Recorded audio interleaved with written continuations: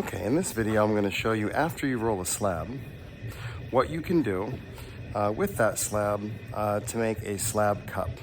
Now I'm going to add a couple features to the slab cup. This isn't necessary, but I'm just going to show you the basics. I've got a scratching tool, I've got a few little molds that I might want to use. I've got a texture mat I want to use. I've got my template, an X-Acto knife, and my flexible metal rib. Okay, the first thing I'll do with my slab is after you've rolled your slab out, I'm going to compress the slab. And so compressing the slab makes the slab a little bit denser. It removes the canvas texture and it makes it more likely to bend without cracking. You want to make sure that every time you roll a slab, you remove this texture by compressing the slab. It's always best if you, just like scoring, compress it for more than one direction. I'm going to do both sides. I'll carefully pick up my slab, flip it over, and do the same to the other side. If you're in my class and you're working on the tables in class, the tables are covered with hardy backer, which dries the clay out. If you're going to take a while to work on your slab, it's your first time making a cup and you're going slow, you might want to get a squirt bottle and spray a little water on the table. If the slab sits for too long on the table, it can dry out and then your project could crack when you try to bend it. This slab is easily big enough for 3 to 4 coffee cups. I could put 1, 2, 3, maybe 1, 2, 3, and have bottoms, probably 3 coffee cups. I'm just going to make one. So I'm going to use a portion of this slab. This part here is slightly thicker. It was unrolled.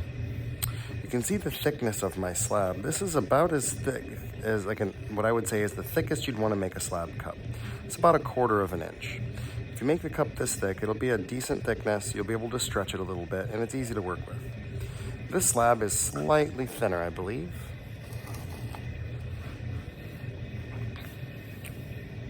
Just a little bit thinner. That would be good too. Okay, so the first thing after I've compressed my slab is I'm going to cut out a shape. Any template would work, but I want to cut out a shape. This just has roughly parallel lines with sides. Eventually the cup will be wrapped and will be about this size. I place down my tar paper template.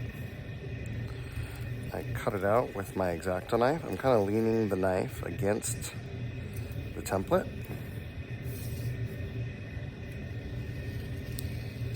To cut as straight of a line as I can. Now that I've cut my line, I have my rectangle. You'll notice the table is slightly wet. That's because the clay has pulled some of the water out of it. Now,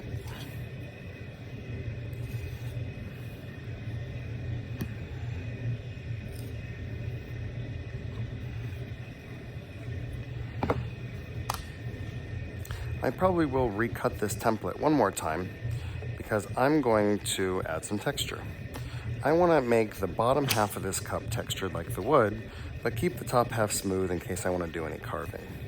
So I'm going to mask off about 2/3 of my cup, and the bottom third, I'm going to put a texture mat on. So I'm going to take my roller, my pony roller. I use the rounded side, and I'm going to roll pretty aggressively this texture on. If you don't push hard enough, you can get a weak texture. I want a nice, deep texture. You can check it by peeling it back, and I've got a nice texture there, and I'll peel it off. And you'll see, because I rolled it pretty aggressively, that it distorted a little bit, so I will recut this. Okay. I don't need to recut the whole thing, just this bottom part.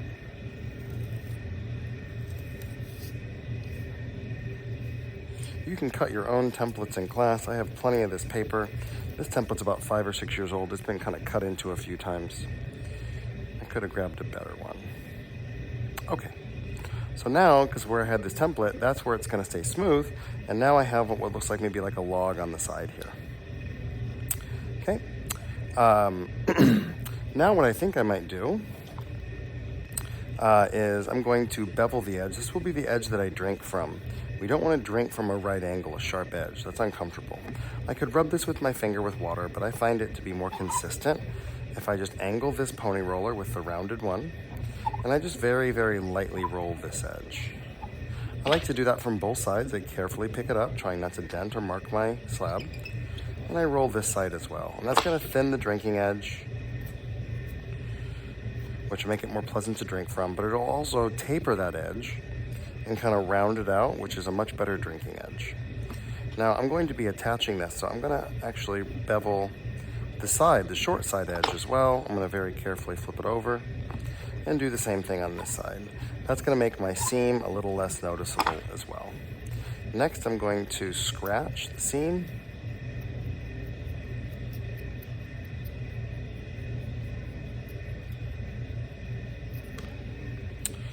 Gently flip it over, and we'll scratch the other seam. We want this overlap to be as small as possible. I think about 1/4 of an inch again is about the right amount. If you do too much, it's a little heavy. If you do too little, your cup might crack. Okay, then I'm gonna use a little bit of water or slip. I've got some slip in this bowl, and I'm just gonna put slip on one side. I don't really need it on both sides. I usually like to scratch it, put the slip on, and then kind of go over the scratch marks one more time on that side. I use my template to keep my hands off of the slab. So I'm gonna flip this over. I'm gonna put my template on it, like that. And then I'm gonna wrap it. When you wrap it with the template, what tends to happen is it bends really a nice curve and you don't make any finger dents. You can see I have my scratched area exposed. And I'm gonna kind of coax this together, and I'm going to wiggle and press my seam together just on this top half first. I'm not trying to smooth it out yet. You can see that the overlap is about 1/4 of an inch. I'm then gonna flip the cup over and line up the rest of it. I line it up better if I do it on both sides individually. And then I go back to the middle and I kind of work that down. What I'm looking for is to see a little bit of mud squirting out of that seam, a little bit of wetness coming out. That lets me know that I've got enough glue in that seam.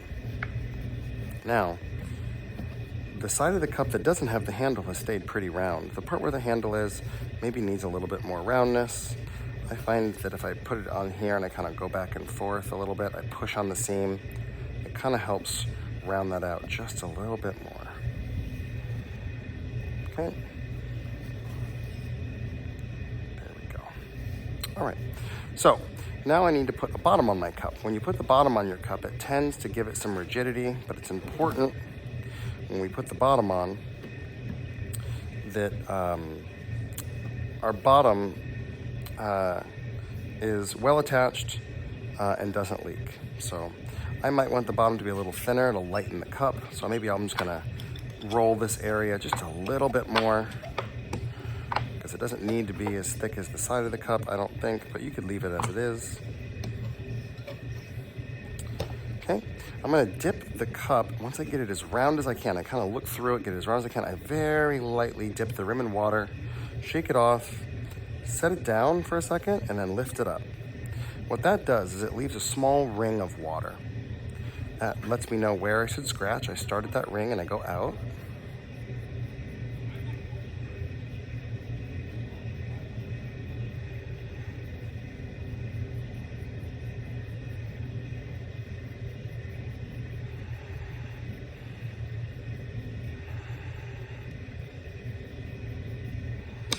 Then I carefully, when you pick up your cup, you gotta be so careful.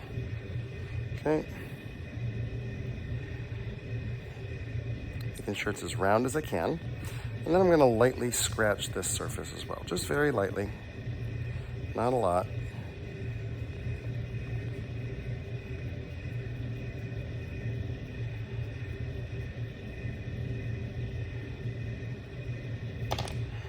Then I would usually maybe dip this in water one more time, just so that there's some liquid. I want to make it as round as I can one last time. I'm going to set it on those scratch marks. Then I'm going to wiggle it.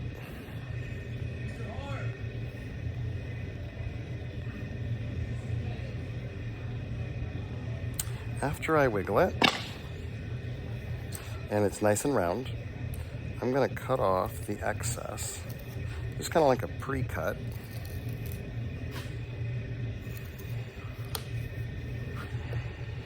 And then I like to kind of tap it just a little bit, the lightest tap. And then I roll it around, just the lightest roll. I don't push down, just the weight of the cup. And that really seals the outside edge of the cup. Then I take my banding wheel. If you put the clay directly on the banding wheel, it tends to stick because wet clay sticks to metal pretty easily. So I'm gonna put this paper down. And all I'm gonna do is very lightly turn the banding wheel, hold the pin tool or the X-Acto knife, and go around the edge and just clean up that excess clay around the edge. All the way around the cup, nice and slow. I'm being very careful not to touch or to dent that wood texture. I wanna leave it there. Okay, now that I've got that on there, I need to clean up the inside of the cup, and I need to clean up this bottom edge of the cup as well. So to clean up the bottom edge, I can just kind of rub a little water on it, or just use the water that's there. I'm gonna very lightly just rub my finger on it for now. For the inside, you can see that there's that seam I still haven't cleaned up. I wanna clean that up. I wanna clean up any of those scratch marks in the middle of the cup. The thing that I use that for is I use a paintbrush. So I would come over and I would grab a paintbrush. With a little bit of water, I can clean up that edge pretty quick. So, you want to do this all, if you can, in one day. At least making the cylinder and attaching the bottom. Cleaning this up is important too. From this step, you can put the handle on the next day. I actually advise that you put the handle on day 2.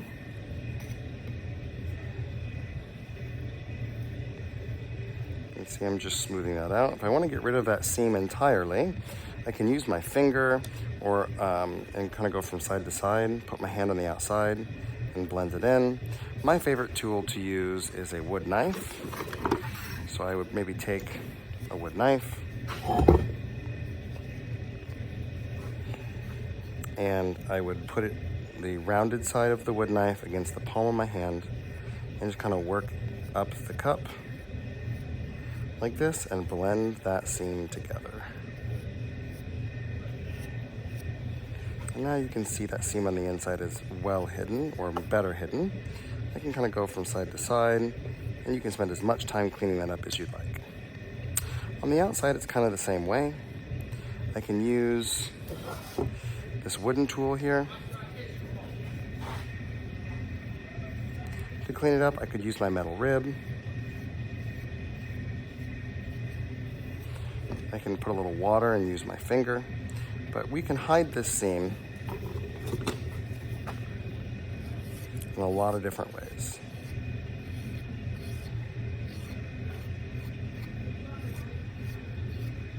Okay. You could also leave the seam there. Be very careful to keep your rim clean as you can and try to maintain the roundness of your cup for as long as you can. At this stage, I have a coffee cup that has a little wooden base. Now, if I want to use these, I can use some of my scrap clay. If I'm going to use these molds, they need to be dry. So I need a piece of dry clay. There's always some floating around. I need to make some powder.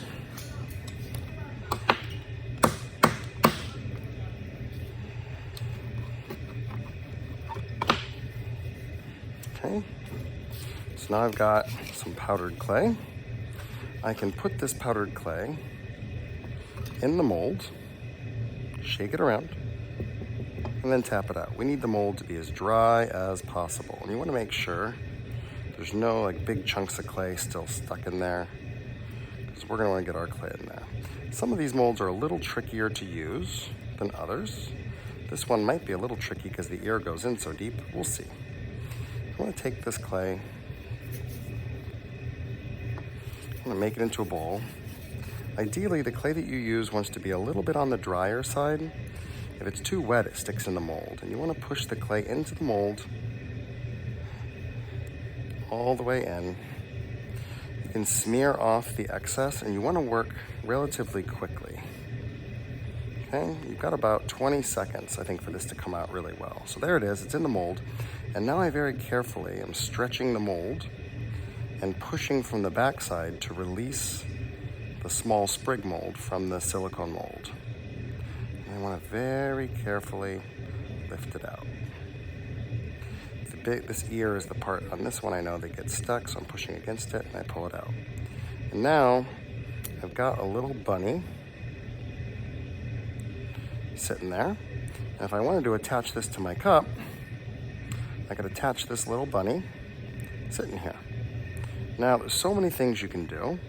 I'm going to actually dent my cup a little bit and put the bunny in a little dent so it doesn't pop out quite as much. So I'm holding my cup here, and I'm just gonna make a little dent in the cup. And this will help maybe highlight the bunny and make it look like it's sitting on this log.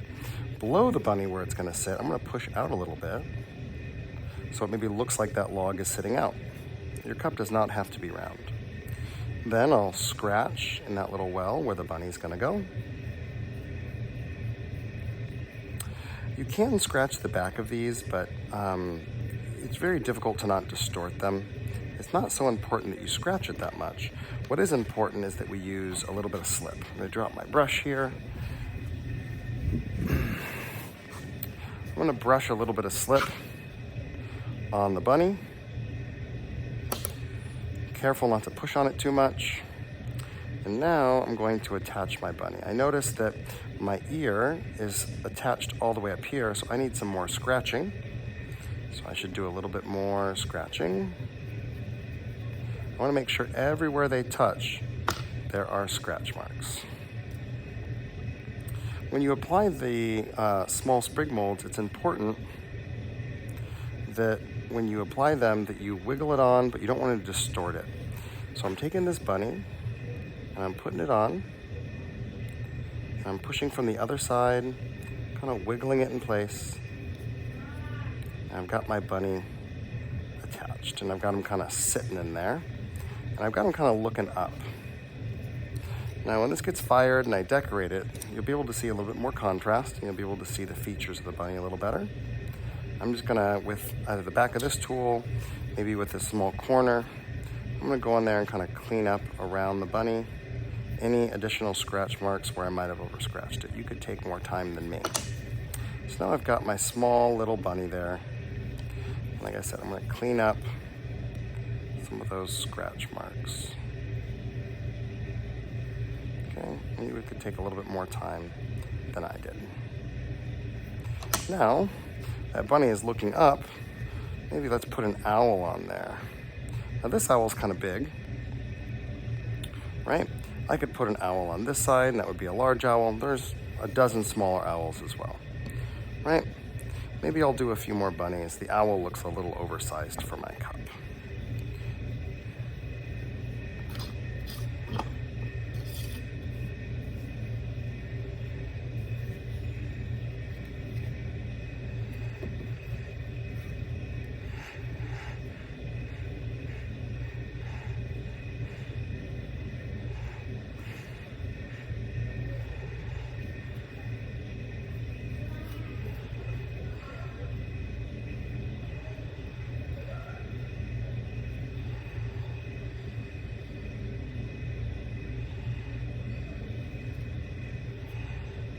Go.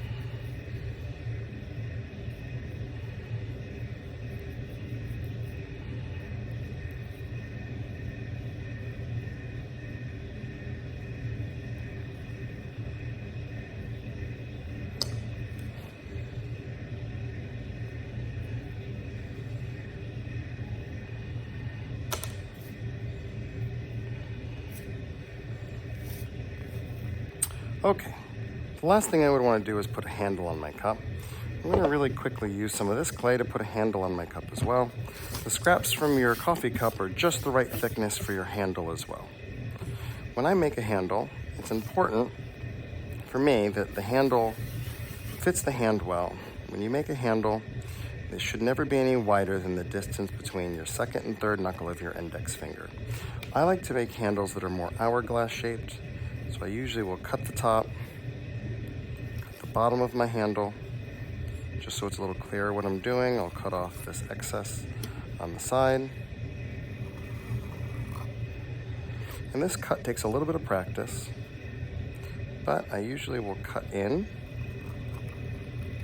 and then flare out. And then I will mimic that cut on the other side. You'll notice it's a little thinner because I am going to roll this handle out just a little bit. You can see it has sharp edges. The same way we don't want our rim to have sharp edges, we don't want the cup to have sharp edges. So I clean off my rolling pin so I don't get any clay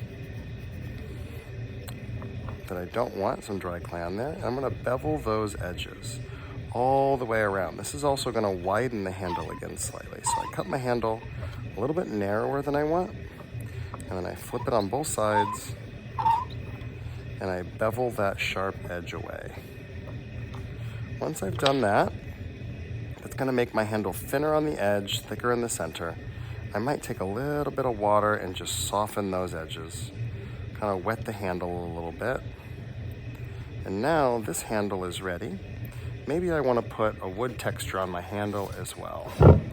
If I wanted to do that, I'm going to pick the part I like. I kind of like this knot right there. And so I'm going to take my handle and just kind of throw it there. I didn't quite hit the knot, but it gives me a little bit of texture on my handle that will mimic the texture on the cup.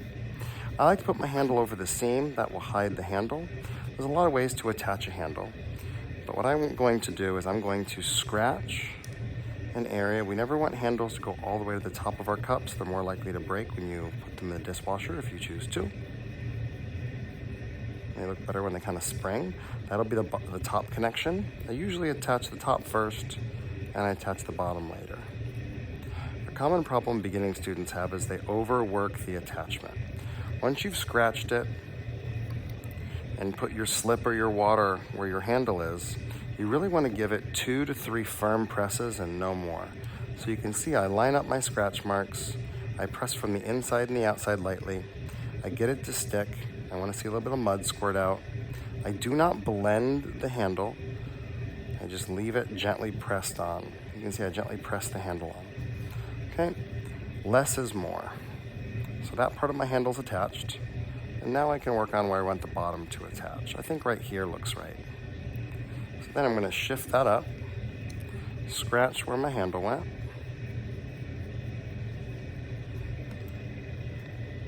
a little bit of water. The bottom side I don't usually scratch both parts. It tends to stick better. The top, gravity's against it. And you'll notice I'm just pressing with my fingers on the inside and the outside, lightly pressing. I'm not overworking or blending it in. Now, all these extra scratch marks, we never want to leave those. So we go around. The next day when this is leather hard, I will go through and clean up all the extra scratch marks and unnecessary bits that are there. It will be more easily fixed tomorrow, and it will be actually easier to see as well when the clay dries a little bit. But some of these I can clean up very quickly with some water. Tomorrow it'll be a little bit more with a firmer tool. And so now the last thing I'll do is I'll check my handle. Maybe I want the handle to come out a little bit more. And there is my cup. I'll look down at it one more time. Round out the top as best I can. Maybe I'll go in one more time and try to smooth out some of those scratch marks on the inside with my paintbrush.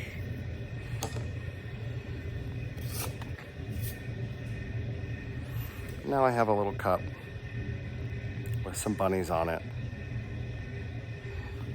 And then it's ready for decoration. try it yourself.